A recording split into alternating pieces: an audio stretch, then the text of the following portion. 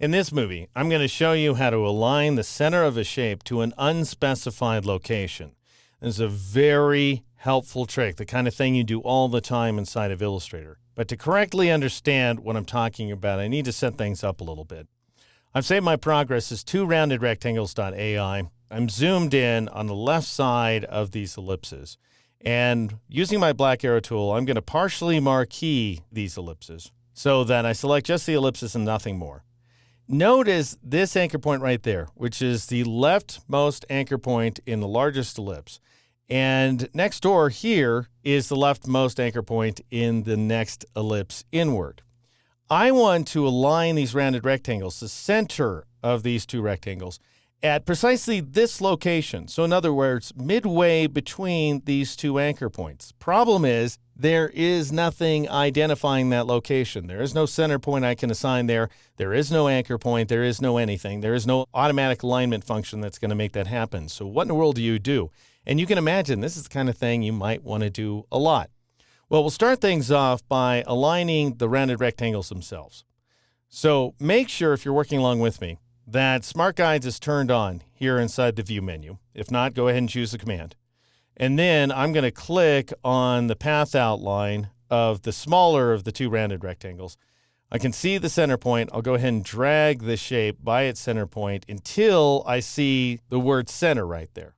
And that tells me that I'm aligning to the center of the larger shape. So you just want to drag one center point into the other. And it's easiest to do when you have Smart Guides turned on. As soon as you see the word center there, go ahead and release, and you've got two aligned shapes. All right, now what you want to do is partially marquee those two rounded rectangles so that they're both selected. They share a common center point at this point.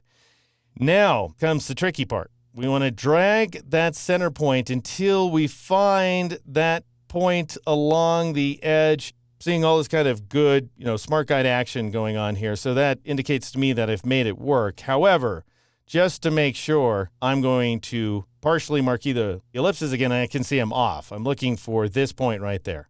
All right, so I'll try again. I know it's just a little higher than where I am, so I'll go ahead and marquee the ellipses again and drag it up until I get this intersection. That looks like it's going to work to me. So now I'll marquee the ellipses again. Sure enough, I got it. Okay, now I want to go down to this point. So in other words, I'm going to move the centers of the shapes from this anchor point along the outer ellipse to this anchor point along the inner ellipse. And I can see that it's about yay far down, which is very important to bear in mind. I mean, this is the way you work inside the program all the time. So I'm going to go ahead and marquee these two shapes once again, grab the center point, go about yay down until I get some sort of intersection information here from my Smart Guides to tell me that I'm probably in the right place. It looks like that's going to be about right. So I'll go ahead and release the shapes in that new location, and then I'll marquee the ellipses again, and sure enough, that looks like a good match. All right, now what do you do? So basically, I told Illustrator to align the centers to one location, and then I told Illustrator to align the center points to another location, and now I want to split the difference. Exactly. Here's how. Go ahead and partially marquee the rounded rectangles again to select them. Basically, what's happening here is that Illustrator is always recording your last transformation. And I mentioned earlier that transformations in Illustrator include things like scaling and rotating, but it also includes moving. So anytime you move an object, you're transforming it. And that information is tracked by the black arrow tool. So if you want to see the information, you double-click on the black arrow tool to bring up the Move dialog box. Now, this dialog box allows you to perform any numerical movement you want to.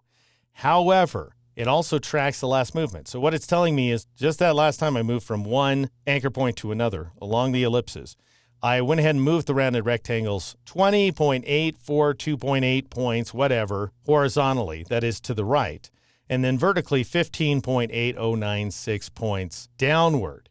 So any positive value is going to be either to the right or downward. Any negative value is going to be either to the left or upward. And that's just the way it works inside the program. So what we want to do to split the difference is change each one of these values, both the horizontal value and the vertical value, to negative, like so.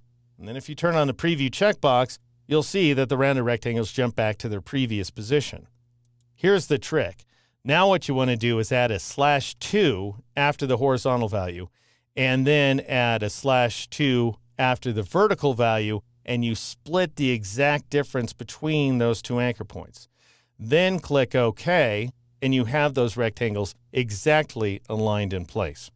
All right, one more thing I want to do. I'm going to press Control-0 or Command-0 on the Mac in order to center my illustration. I need to take these two shapes and reflect them onto the other side of the ellipses. And I'll show you how to do exactly that in the next movie.